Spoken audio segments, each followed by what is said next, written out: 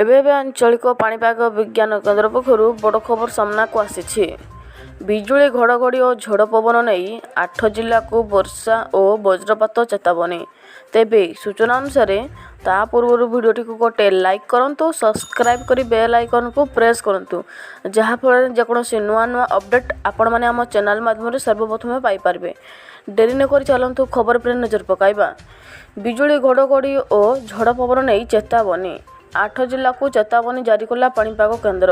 ସେ ଜିଲ୍ଲାଗୁଡ଼ିକ ହେଉଛି କେନ୍ଦୁଝର, ମୟୂରଭଞ୍ଜ, ବାଲେଶ୍ୱର, ନୂଆପଡ଼ା, କଳାହାଣ୍ଡି, ନବରଙ୍ଗପୁର, ରାୟଗଡ଼ା ଓ କୋରାପୁଟ ଜିଲ୍ଲାକୁ ୱାର୍ଣ୍ଣିଂ ଜାରି କରାଯାଇଛି।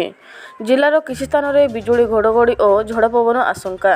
ଆସନ୍ତା 13 ତାରିଖ ପରଠୁ ରାଜ୍ୟରେ ପୁଣି ବଢ଼ିବ ତାତି। ତାପମାତ୍ରା 2 ରୁ 3 ଡିଗ୍ରୀ ସେଲ୍ସିୟସ୍ ଯାଏ ବଢ଼ିପାରେ। ଏହିଭଳି ପାଣିପାଗର ସୂଚନା ପାଇବା ପାଇଁ ଚ୍ୟାନେଲକୁ ସବସ୍କ୍ରାଇବ୍ କରି ବେଲ୍ ଆଇକନ୍କୁ ପ୍ରେସ୍ କରନ୍ତୁ।